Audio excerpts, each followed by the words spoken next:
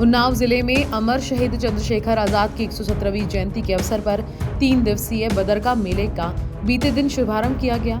आज सूबे के डिप्टी सीएम ब्रजेश पाठक भी बदरका जन्मस्थली पर पहुंचे, जहां उन्होंने चंद्रशेखर आजाद की प्रतिमा पर माल्यार्पण किया। इस दौरान सांस्कृतिक कार्यक्रमों, बच्चों के गीत और मनमोहक नृत्य के जरिए देशभक्ति तथा आजाद के व्यक्तित्व के बारे में जानकारी दी गई। विभिन्न विभागों द्वारा विकास कार्यों की प्रदर्शनी लगाकर जन सामान्य को लाभान्वित किया गया।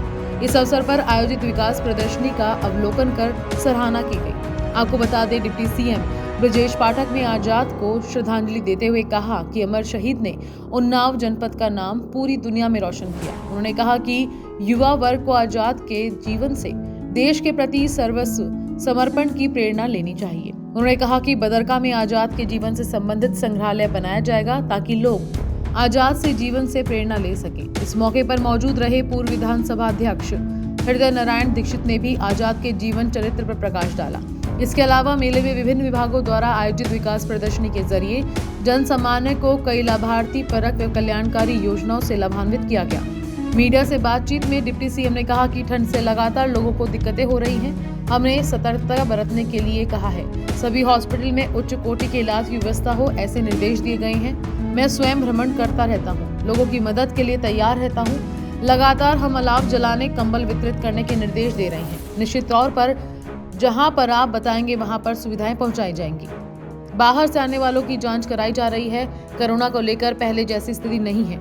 ज्यादातर मरीज बाहर से यात्रा करके आए हैं, उनकी हिस्ट्री है। ऐसे सभी यात्री जो विदेश यात्रा करके आए हैं, उनसे हम लोगों ने आग्रह किया है कि आइसोलेशन में रहें और कोरोना के बाद ही समाज में निकलें। अगर पॉजिटिव आते हैं तो जीनोम टेस्टिंग के लिए भेजने की कौन सा वेरिएंट है, व्यवस्था कर ली जाएगी।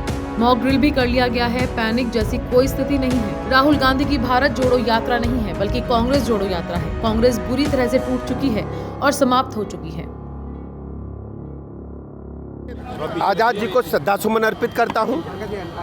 आज जिस ढंग से यहाँ पर कार्यक्रम का आयोजन हुआ है, बड़ी संख्या में उनके अनुयायी उनको श्रद्धांजलि देने के लिए यहाँ इकट्ठा हुए हैं। प्रतिवर्ष यहाँ मेला लगता है और हम लोग ऐसे ही इससे प्रतिभाग करते रहे हैं। श्रद्धेय आज़ाद जी ने पूरी दुनिया में भारत माता को आज़ाद कराने के लिए जो संदेश दिया था, आज नौजवान उनको सब इकट्ठा होकर के प्रणाम करते हैं, वंदन करते हैं, नंदन करते हैं। उन्होंने हंसते हंसते अपनी प्राणों की आहुति भारत माता के लिए देने का काम किया और आज भारत आदरणीय प्रधानमंत्री नरेंद्र मोदी जी की अगुवाई में भारत माता को विश्व गुरु का दर्जा दिलाने के लिए लगातार काम कर रहा है और भारत की छवि दुनिया के पैमाने पर तेजी के साथ आगे बढ़ रही है। सर, उन्नाव में कई हॉस्पिटल हैं जो बिल्डिंग बन के तैयार है, लेकिन उनमें स्टाफ अभी तक नहीं आ पाया है। देखिए, अभी लगातार ठंड से लोगों को दिक्कतें हो रही हैं। हमने सतर्कता बरतने के लिए कहे हैं।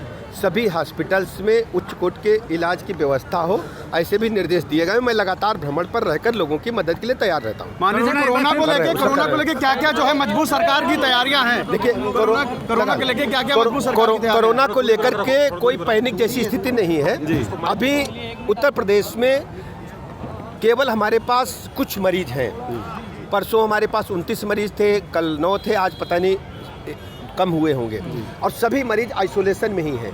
कोई पैनिक जैसी स्थिति नहीं है और ज़्यादातर मरीज बाहर से आए हैं, यात्रा की उनकी हिस्ट्री है।